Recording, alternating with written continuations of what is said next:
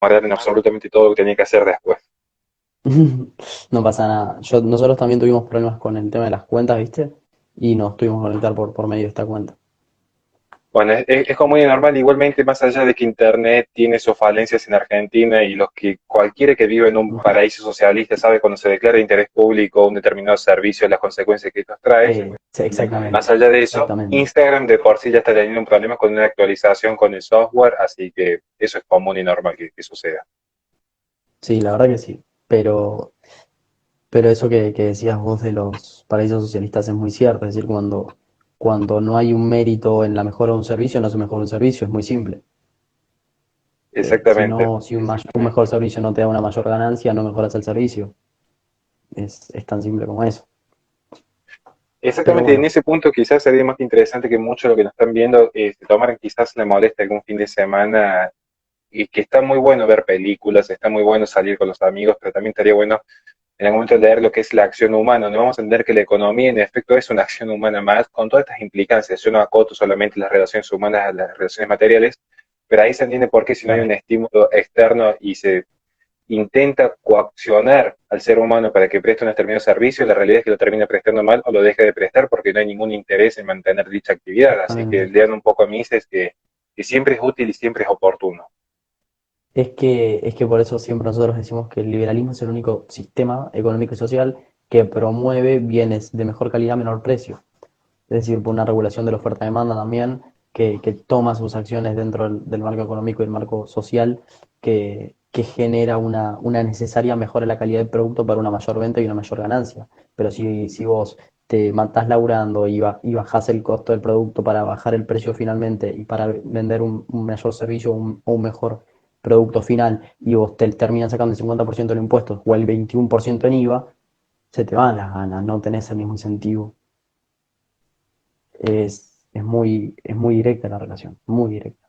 La cantidad de impuestos o la presión fiscal o la carga fiscal impositiva, como le quiera llamar, de un país está directamente relacionada con su industria y la potencialidad de su industria, claramente. Exactamente. Y lo peor, que al menos es lo que nos sucede a los que tenemos la oportunidad de trabajar en lo que son los medios de comunicación, que esto lo hemos hablado hace poco en un diálogo que tuvimos off the record, digamos, con Ramiro Marra, que muchos lo conocen de YouTube por ser un youtuber financista, digamos. Es bastante Sí, conocido, de hecho, este señor. Y conversamos que a esta altura, imagínense lo que es este gobierno, digamos que ha logrado, entre comillas, aunar espacios que van desde el nacionalismo más racional hasta un conservadurismo que tiene cierta apertura económica, hasta con liberales clásicos, incluso paleolibertarios y sí, libertarios con realismo político. Nosotros hemos llegado, al menos en mi humilde caso, a considerar que ya ni siquiera los impuestos son un problema. Ya a esta altura, a mí si me dijesen, mira, sí, vas a sí, tener sí, un sí, 80% de presión tributaria, pero los servicios van a andar y lo que decidas producir lo vas a producir sin ningún problema. Yo estaría totalmente de acuerdo. Aquí el problema es que claro, si simplemente queremos cobrar en dólares, aunque me lo cotizasen a 50 pesos, acá el problema ni siquiera es que ni siquiera te lo coticen a 50 pesos, entonces vos vas al banco, cobras y te olvidas. Acá es que ni siquiera lo podés cobrar por la cantidad de claro, trabas burocráticas. Entonces, ya ni exactamente. siquiera hablamos del estímulo económico. Estamos hablando directamente del problema de la presión burocrática, que es mucho peor que la Sí. tributaria a esta altura. Sí, y de hecho la presión burocrática hace que una pyme no pueda surgir con facilidad, que no podamos elaborar industria propia por un montón de cuestiones, pero no hablo de industria solamente para nada en sustituir las importaciones y tener industria para no importar nada de eso, sino el hecho de los proyectos personales poder llevarlos a cabo. Es decir, si una persona tiene ganas de ponerse una pyme, que ponga una pyme. Eso se ve muy fuertemente afectado por la cantidad de impuestos, por la cantidad de regulaciones, por las trabas burocráticas. Vos en Suiza haces un trámite para sacar adelante una pyme y tardás una semana por ahí o hasta menos. Aquí en Argentina estás 3 meses y ya cuando tenías 50.000 pesos para arrancar, esos 50.000 pesos no compran ni un tercio, porque se devaluó la moneda. Entonces no puedes, es imposible, es imposible. Nosotros venimos del 2019 con dólar a 40, 50, 60 pesos al 2020 con dólar a 150, que ayer batió un récord histórico en 153. Entonces vos decís, es imposible, es imposible, no se Totalmente. puede.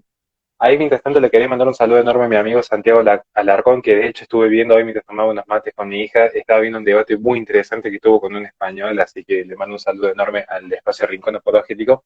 Y sobre ese punto, cuando yo planteé que íbamos a tener un vivo hoy día, una de las preguntas que me mandaron, que todos saben que mi área no es la economía, así que como buen conservador, y eso lo tomo de Roger Scruton, el conservadurismo no tiene una suerte de tesis económica, entonces toma prestada aquella tesis económica que ha funcionado en la historia. Claramente que los países con mayor Exactamente. índice de libertad económica, y me cito la fuente de Heritage Foundation, han sido los que tienen una menor presión tributaria o al menos un mayor índice de libertad en ese sentido. Sí. En ese punto, una de las preguntas que me llegan es si están dadas las condiciones para que el gobierno que viene, yo no voy a hacer especulaciones cuál será, tiene la posibilidad de generar un cambio estructural. Yo creo ciertamente que el gobierno que asuma va a tener una oportunidad de oro, y la tuvo Sí. en su momento la gestión de Cambiemos. Recuerden que Cambiemos tuvo bajo su poder, el frente de Cambiemos tuvo bajo su poder Ciudad Autónoma de Buenos Aires, la provincia de Buenos Aires, que es el mayor caudal de votos, y Sí. también la nación. Era una oportunidad Con histórica, Rodríguez Larreta en la ciudad y con Vidal en la provincia. y sin embargo no se logran hacer los cambios estructurales. Y yo cuando hablo de cambios No, estructurales no me refiero solamente a, bueno, bajemos el gasto público, no, bajemos la emisión monetaria, hay una cuestión que es estructurales, de fondo. Exactamente. claro. Y en ese sentido es muy difícil. ¿Por qué insisto que es muy difícil? Porque un cambio estructural implica, valga la redundancia, un cambio en la estructura. Y las estructuras políticas, como siempre decimos, y esto toma la tesis de Pierre Bourdieu, el campo político, por definición, lo que hace es cosechar lo que está cultivado en el campo cultural. Ahí viene la palabra cultura, ahí viene justamente cultivo. Y Claro. digo, ¿cuán difícil es cambiar la cultura de este país cuando nosotros tenemos en este preciso instante el propio Estado, entiende así el Ministerio de Seguridad, que tiene que velar por resguardar la vida, libertad y propiedad privada de los individuos, está fogoneando la toma de terrenos? O sea, ¿con qué estímulo una empresa va a querer justamente radicarse en esta noble nación que está totalmente corrompida por este gobierno? Y si empezamos Es a que, aunar, tenemos ejemplos, pero para hacer luz, y no sí, sé cuáles se te vienen a la mente a vos de los a grandes mí, atropellos que generó este gobierno. grandes atropellos, intento de expropiación de Vicentín.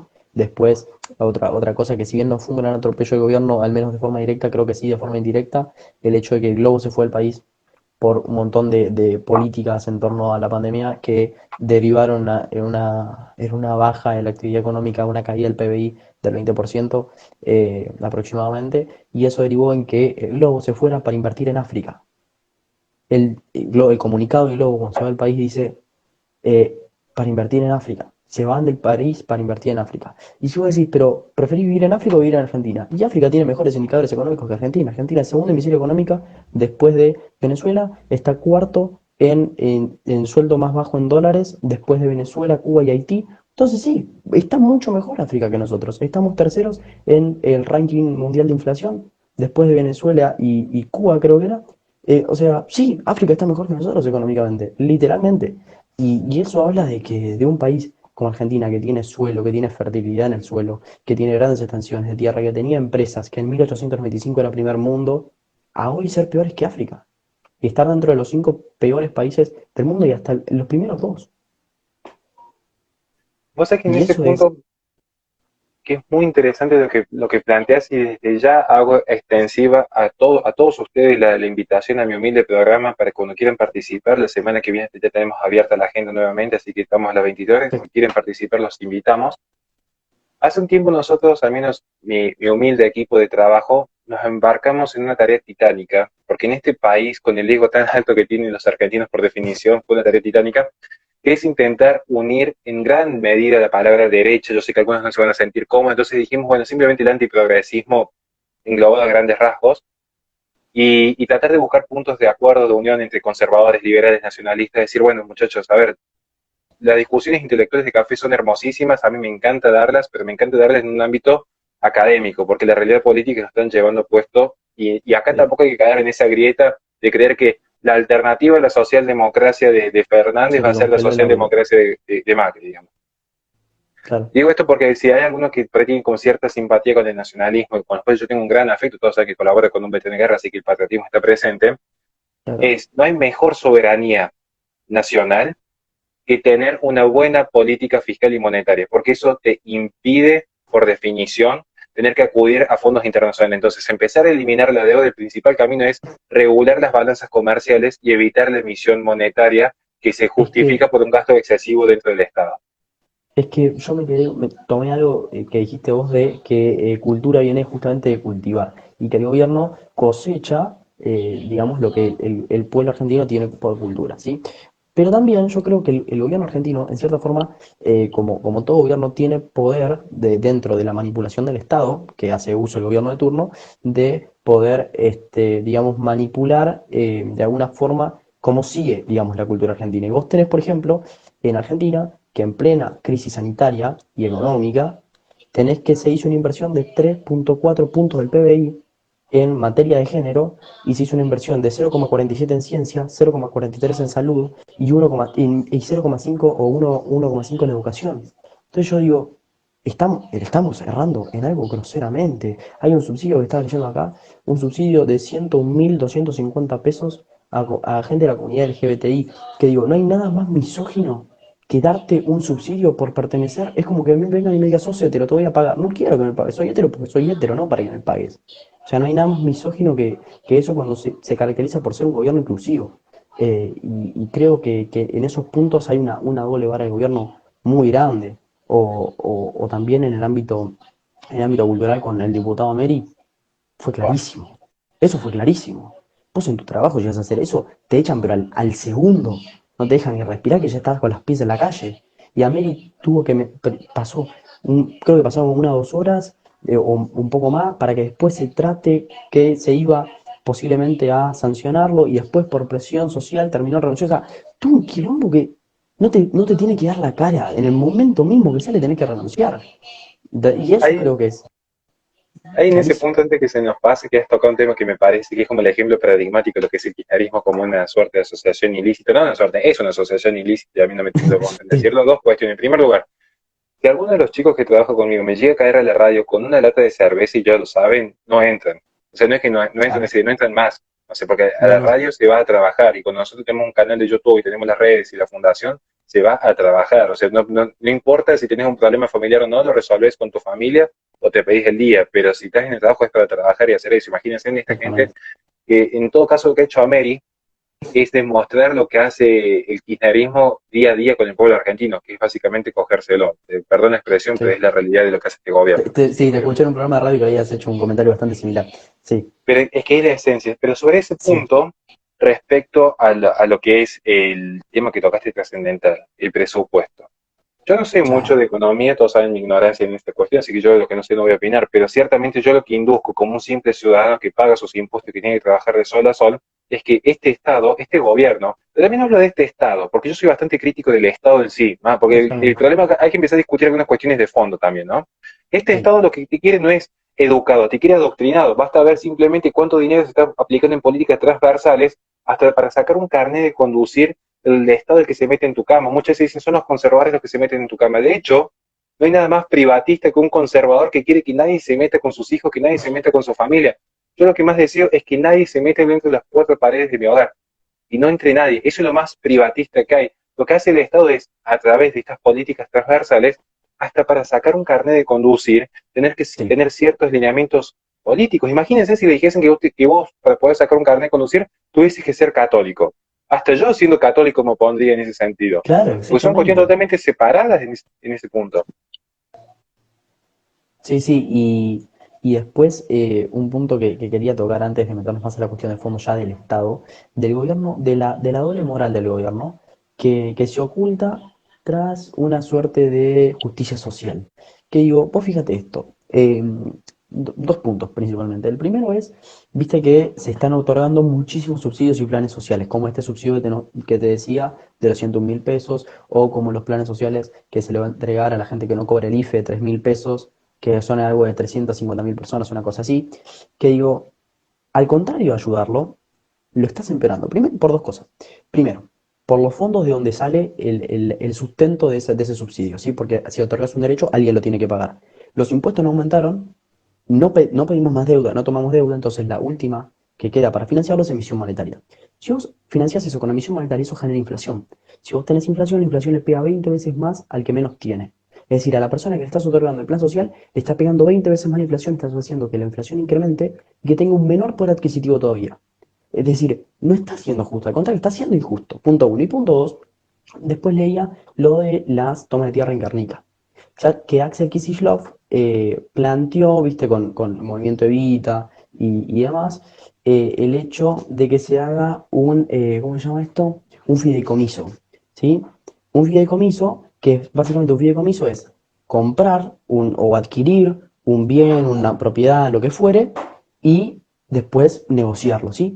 Pero yo quería hacer este punto. Un fideicomiso se hace con tus bienes. Y Axel Kicillof no es propietario de ninguno de esos terrenos. Es decir, le estás robando los terrenos a la gente, porque un fideicomiso por parte del gobierno no es que te da la opción de venderlo o de no venderlo. Te obliga a venderlo, lo cual es un robo. ¿Entendés? Porque vos con tu propiedad puedes venderla, puedes no venderla, puedes hacer lo que te plazca, pues es tu propiedad, no es del gobierno. Por eso es una propiedad privada. Eh, es como que venga hoy el gobierno a mi casa y me diga, te compro la casa. No, no quiero, te la compro igual, no hay opción, o te saco o te la compro. Es un robo, es literalmente un robo.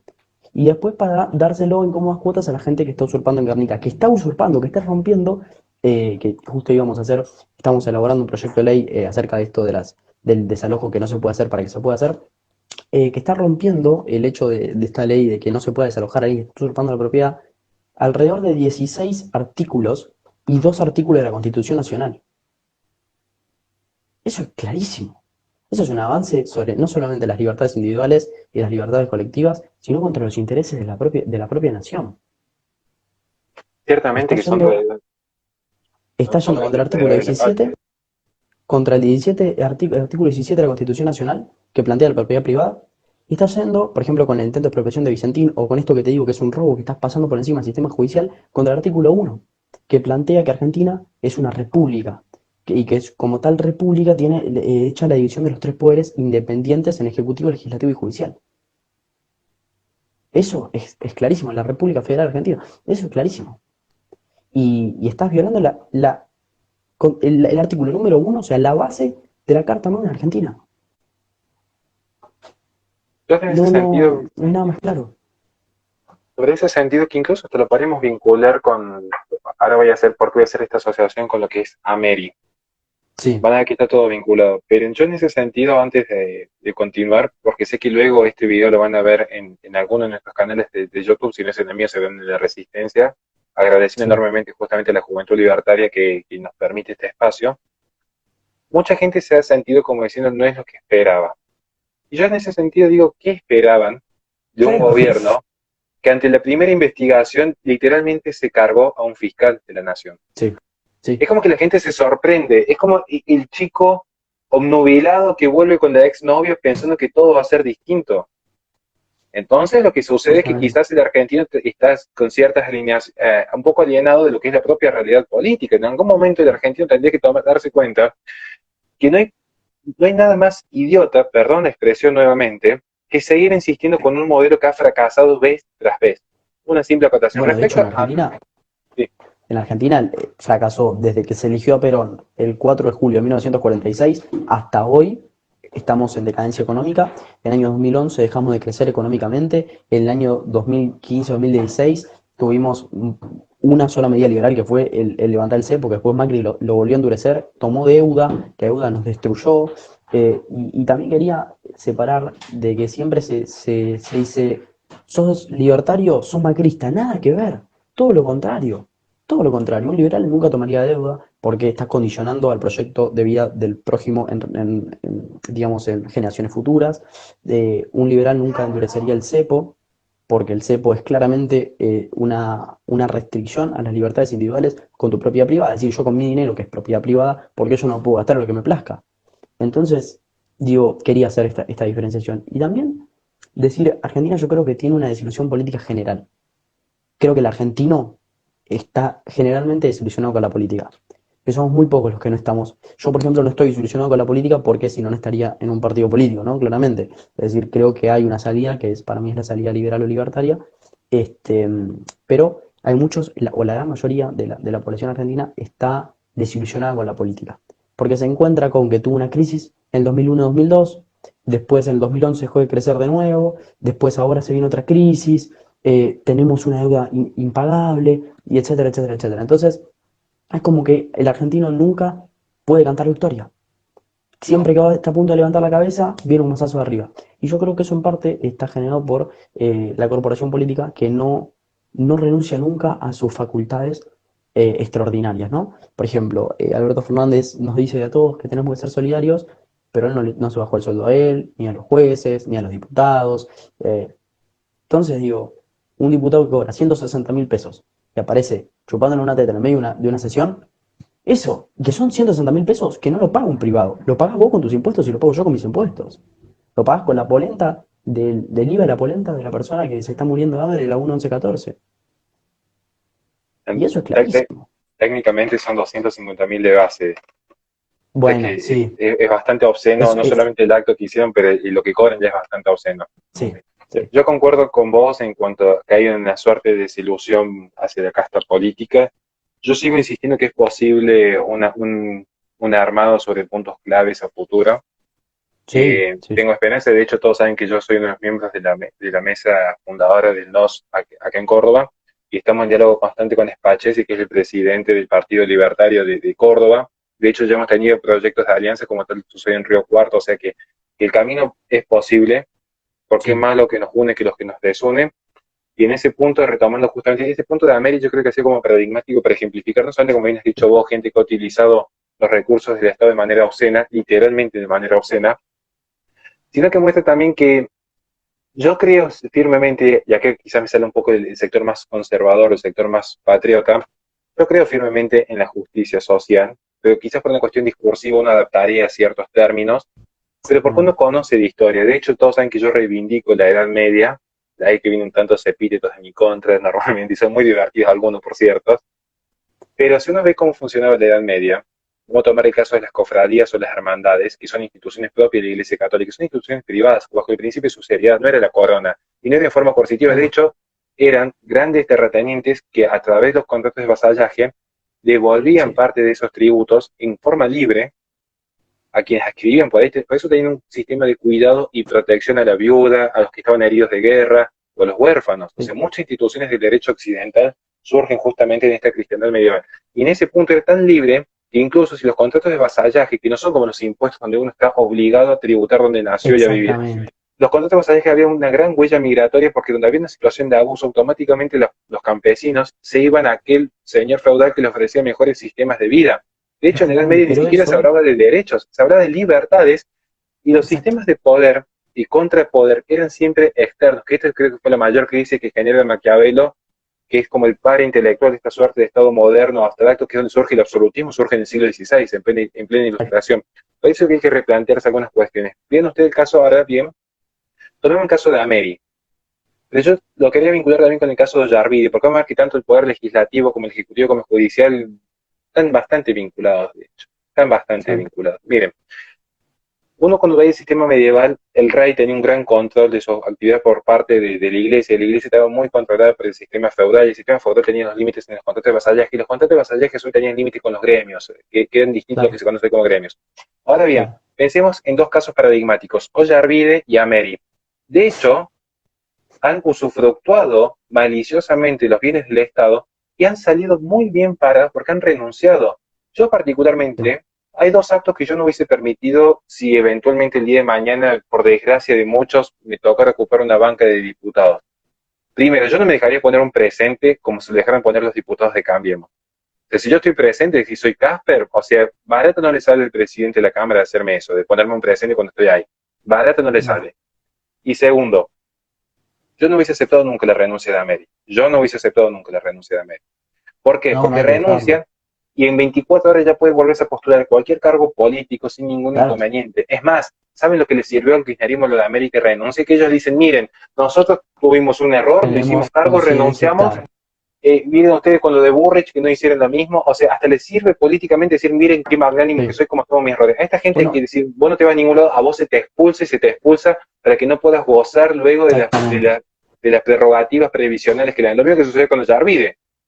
Los Yarvide con exactamente, la renuncia se ahorró el juicio político. Y a esta gente no hay claro. que dejar que se vaya, a esta gente hay que sacarla. Y yo insisto en eso. Acá están todos diciendo que se vayan todos, no, no, que no se vaya nadie, que se quede hasta el último rindiendo cuentas de cada acto que han tenido, porque están muy Claro, acostumbrados a que pasan 2 o 3 años y vuelven al poder lo mismo. Y después tenemos una falsa exactamente. oposición donde aparece Bullrich que ha estado usufructuando con la política durante años, donde ha pasado por todos los partidos políticos, donde yo le pregunté Justamente, en la cara cuál es su ideología y nunca pudo responder cuáles son los principios que le rigen. Porque si me hablan del sistema republicano, bueno, fantástico, yo tengo mi escepticismo en algunas cuestiones, pero ¿qué sistema pero por lo republicano? menos, claro, exactamente. Bueno, de hecho una persona que está preguntando acá, que es Fabri David Ock, que pregunta, vos como parte de la Juventud Libertaria, ¿qué pensás de Patricia Bullrich y su pseudo-liberalismo? Yo creo que primero no se acerca ni siquiera a un pseudo-liberalismo porque estuvo con la Cámpora, estuvo con un montón de partidos y que no creo que ni siquiera se puede encuadrar en un pseudo-liberalismo, sino más en un pseudo-socialismo, porque estuvo formando parte de la gestión de Cambiemos entre el año 2015 y 2019, lo cual fue un pseudo-liberalismo, cuando hay declaraciones del propio Macri diciendo, el mío fue un gobierno de corte socialista, así que fue un pseudo-socialismo, no un pseudo-liberalismo, pero el hecho de ver cómo los grandes nombres de la política, que no son grandes nombres a nivel mundial, pero en la Argentina sí, como Mauricio Macri, Patricia Bullrich y toda la casta política que integra la República Argentina, cómo pisotean los derechos de la población como si nada pasara. Como si nada pasara. Viene Macri, toma deuda, lo paga el pueblo. Se va Macri, entra Alberto Fernández, renegocia la deuda, mal renegociada, que era otra de las preguntas que pensaban de la renegociación de Alberto Fernández. Yo creo que fue una mala renegociación porque cerró casi en lo que los acreedores pedían inicialmente, por lo cual no hicieron perder tiempo, no hicieron devaluar la moneda en el medio y nos hicieron tener una deuda ahora más difícil de pagar todavía, lo cual es completamente ilógico y también inservible. Así que nada, total, pareciera que los errores de los políticos los paga el pueblo, entonces como que no tienen mucho control en lo que hacen, no tienen mucha conciencia. Y esto que decías vos de Ameri es muy claro, porque justamente al notar esa falta de conciencia es que ahora tienen este discurso político que vos explicabas bien de que Ameri tuvo conciencia y por eso renunció. ¿Entendés? Como que necesitan meter la conciencia dentro de su discurso porque claramente no la tienen. Coincido totalmente en ese punto. Estamos viendo que en efecto es un poco lo que hablamos con Nahuel Sotelo, con Segundo Carafi días atrás, que estamos hablando con chicos de distintos espacios, como también estoy hablando con vos, que sos de otro espacio también, por eso digo que es importante estos caminos de diálogo, porque Carafi está dentro, es uno de los principales asesores que tiene Gómez Centurión, Nahuel Sotelo tiene su propio armado político, que de hecho tiene como cierta cercanía quizás a López Murphy. Ustedes hablan con un nuevo armado, lo cual es muy interesante también y que yo los aliento a que continúen. Y estamos viendo de que en efecto el verdadero que se vayan todos no tiene que ser como una gesta de un insulto en redes sociales, tiene que ser un armado serio, responsable, porque si no suelen quedar siempre los mismos. Estamos viendo, yo tomo el caso de López Murphy, que es como una suerte de nexo, de punto que puede llegar a unir en algún lugar ciertas ideas liberales con cierto conservadurismo, cierta responsabilidad, si lo queremos ver Ujú. en ese sentido, o ciertos niveles de prudencia que tiene de política. El mayor costo político que paga López Murphy cuando le quiso quitar a Franja Morada de la caja que tenían en política dentro de las universidades. O sea, yo creo que con eso ya se ganó el 99% de mis votos. ¿Por qué? Porque hizo lo que no se animaba a decir, ay, sacarle la caja política a las universidades.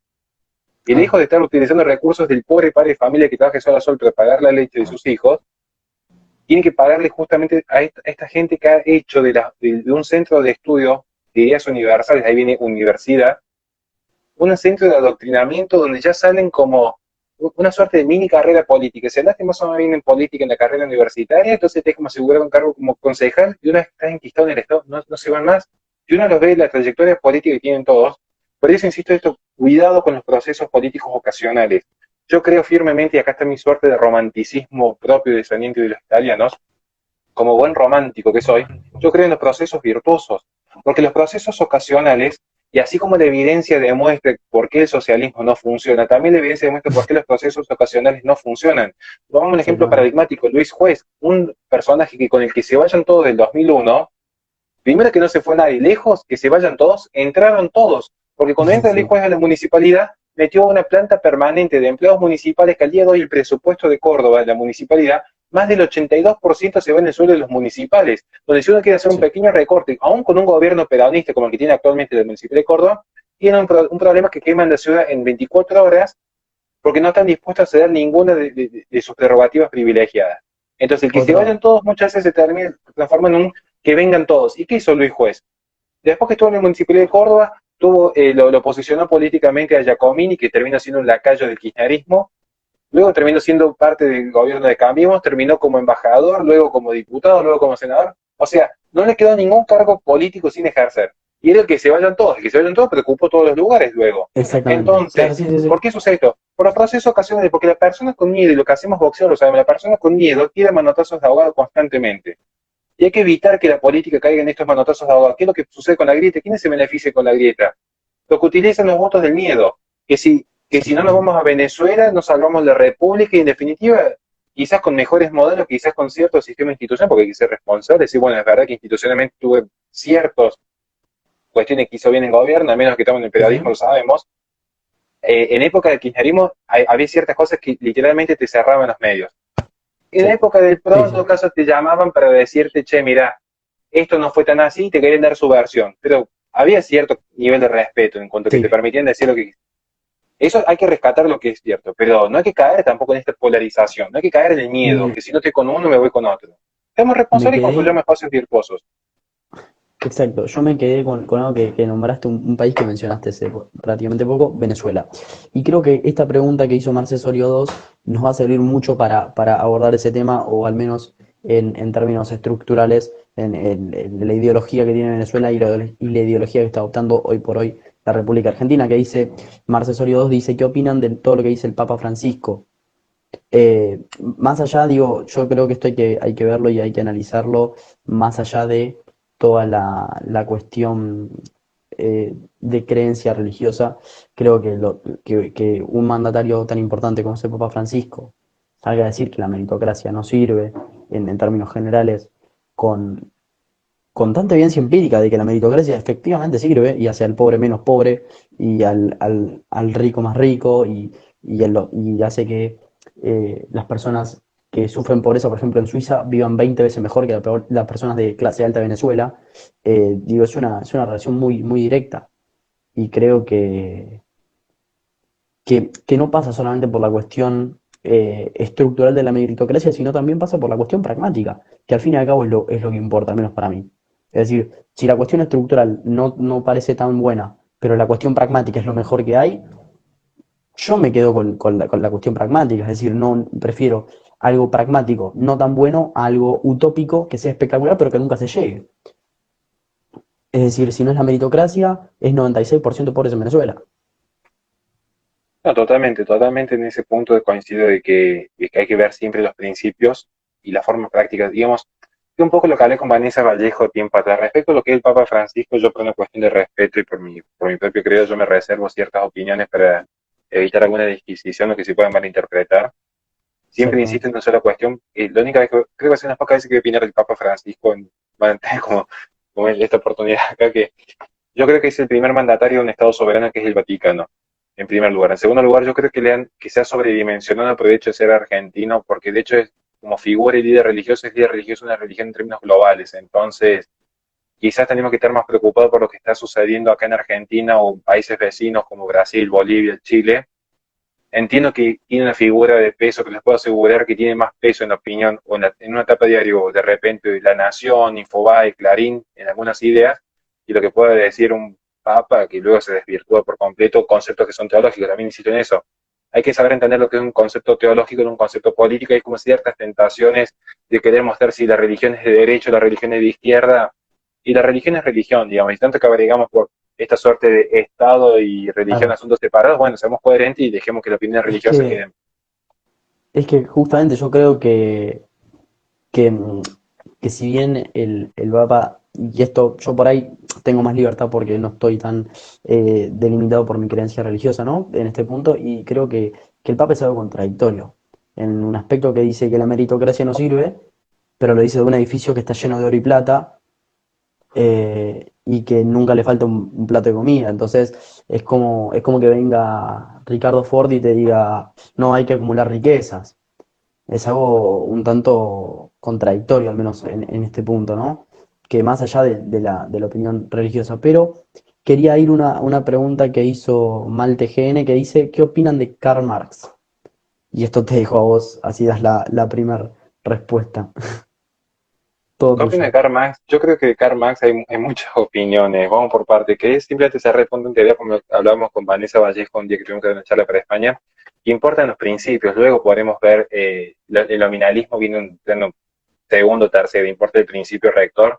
Y en ese sentido, si un sistema promueve el respeto a las instituciones religiosas, los organismos intermedios, la libertad de expresión, la libertad de acción con respeto a los derechos de terceros, si luego lo querés llamar conservadurismo, liberalismo clásico, palo libertario, cómo se denomina es lo mismo para mí, que lo que importa es el principio rector. ¿Qué opina Karl Marx? Yo tengo mucha opinión de Karl Marx. En primer lugar, creo que es uno de los personajes más sobrevendidos y menos estudiados en la historia. Se ha sobrevendido, pero no se estudia. De hecho, yo noto que en ciertos espacios de derecha es como el chivo expiatorio, cuando la propia izquierda ya enterró a Karl Marx, muchos agentes intelectuales de una suerte de liberalismo contemporáneo lo quieren desenterrar para mantener su vigencia en espacios académicos. Lo real es que la propia izquierda enterró a Marx. Uno habla Sí, a veces y a mí me tocó debatir en la televisión con legisladores comunistas, ellos mismos reconocen que hubo ciertos errores en su tesis de base. Yo creo que sí, es muy sí, obvio. interesante que si uno estudia Karl Marx, no el manifiesto o el capital, que es como lo más conocido, uno descarga el PDF, se pone a leerlo Exactamente. en el colectivo, uno lee las cartas. En última instancia, Marx abregaba por el fin del Estado. O sea, yo creo que hay que tener como ciertos cuidados con algunas ideas, porque quizás a veces cuando nos vamos a algunos extremos terminamos tocando ciertas premisas. De hecho, el nombre comunismo viene por las comunas de París, que es propia de la Revolución Francesa, una revolución en nombre del cientificismo y una lucha anticlerical marcadamente, al tal punto que quisieron reinventar el calendario para que no llevasen la denominación de los años posteriores a la resurrección de nuestro Señor. Entonces Sí, estamos viendo que, y estas ideas de la Revolución Francesa fueron justamente producto de la tesis de Rousseau, que era un contractualista propio de la Ilustración. Un Rousseau que sí, bregaba por el mito del buen salvaje, que el ser humano es un ser autónomo que puede tomar decisiones totalmente racionales para sí mismo en un ámbito de total libertad.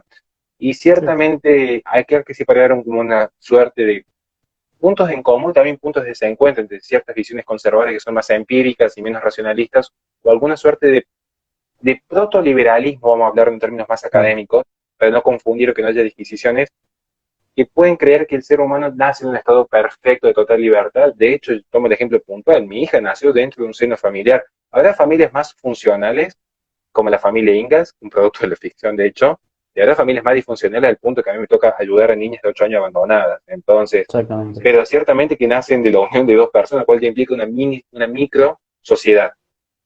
Y aquí Yo, vamos a ver que el concepto de Roger Scruton respecto al lazo intergeneracional, que este compromiso que hay con nuestros antepasados y nuestros descendientes, y sin darte cuenta, vos lo dijiste cuando dijiste liberar el odio de la deuda porque no puede comprometer a sus futuras generaciones, exactamente. es la tesis de Roger Scruton cuando habla de la filosofía verde, y que incluso forma parte, aunque luego Hayek habla, digo, ¿por qué no soy conservador? Hay una disquisición sobre este punto muy interesante, un debate muy interesante también.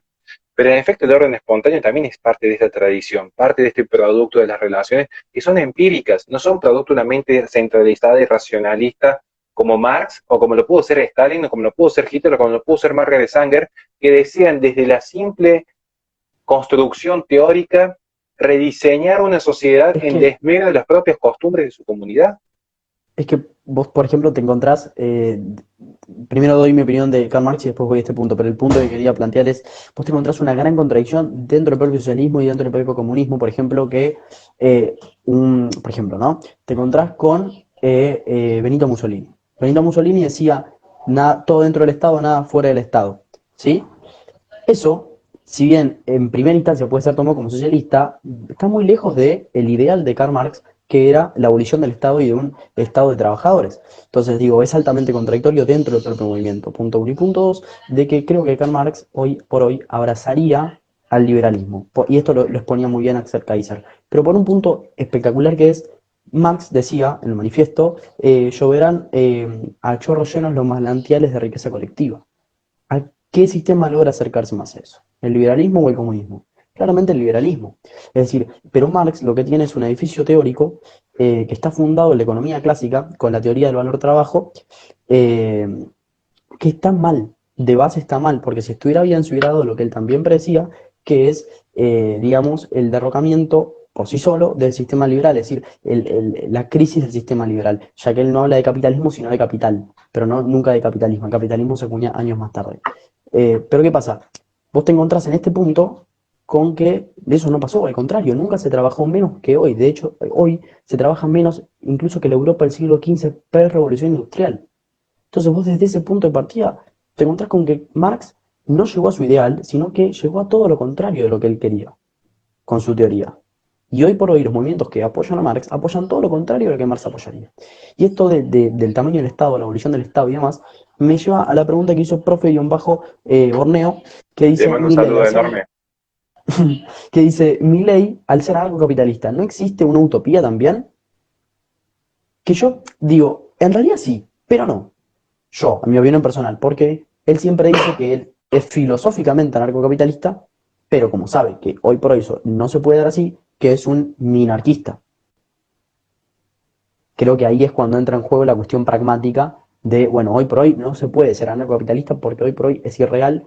Creo que había una sola ciudad que llegaba al ideal de anarcocapitalismo, eh, pero es una ciudad, es muy chica, hay una población muy reducida, entonces, nada.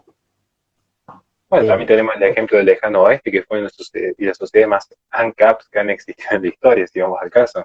sí. Pero sobre ese punto, y de paso respondo a una pregunta que dijeron que recomendemos libros. Bueno, yo recomiendo, si quieren indagar, porque el conocimiento no ocupa espacio, así que si tienen tiempo y ganas, lean a Hans Hermann Hoppe cuando escribe La democracia de Dios que falló, donde ahí van a ver que quizás haya que empezar a desmitificar algunas cuestiones respecto a la Edad Media, porque si tanto amamos esta suerte de que el Estado no existe, bueno, antes del siglo XVI, el Estado tal como lo conocemos no existía, de hecho era bastante concreto, uno tributaba a una persona de carne y hueso, sus impuestos hoy en la actualidad uno le tributa a Argentina, y uno no puede tocar a Argentina, no es tangible Argentina, entonces yo digo, está bueno cuando uno ve una conversación que los que nos estén viendo luego te vayan con más preguntas que certezas. A mí nunca me gustó esta cuestión de dar una suerte de clase. En cuenta que la gente si entró creyendo que sabía algo se vaya con más inquietudes, así que la inquietud es, pongamos en tela de juicio todas estas ideas que venimos heredando de la democracia luego de la Revolución Francesa, donde en efecto incluso tomo ciertas palabras de alguien con quien tengo algunas discrepancias, pero que también admiro muchísimo por su intelecto, que es Venegas Lynch, donde pareciera ser que la democracia moderna ha transformado este concepto de que la mitad más uno equivale al 100%. Y cuidado, porque la mitad más uno es la mitad más uno, no es el 100%, aun cuando todos los sistemas modernos te hagan creer eso. Claro, Digo esto porque si exactamente. estamos hablando de Marx, yo creo, y ya como para cerrar esa pregunta de Marx, que es muy interesante, y creo que es de las mejores preguntas que he visto en mucho Mm, tiempo, es tan interesante, pero yo creo que lo que se hereda de Marx, o vamos a hablar en términos más claros, lo que se hereda del marxismo en términos culturales o amplios, es en todo caso esa dialéctica del opresor oprimido, que eso sí se ha heredado.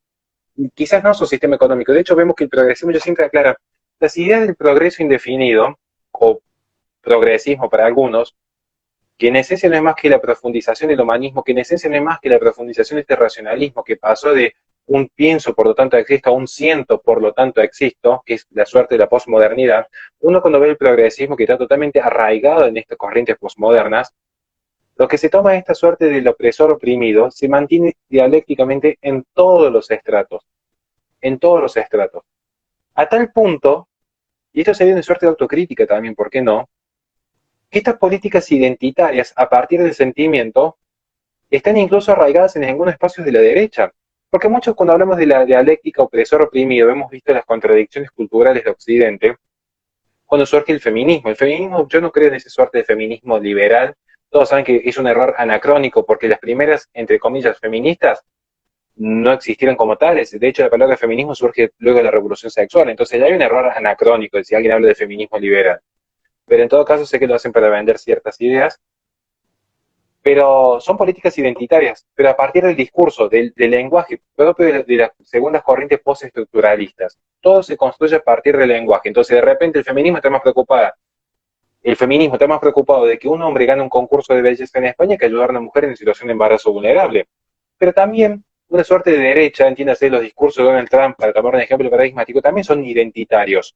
A partir del sentimiento, de un sentimiento que puede ser me siento parte de una etnia, me siento parte de una nación, me siento parte de un género, me siento parte de una determinada especie, pero este yo creo que sería como el mensaje final, es decir, si algo podemos aprender de este sistema del marxismo hoy por hoy es, bueno, en primer lugar que se hereda esta suerte de dialéctica del marxismo, ¿no? Del opresor oprimido.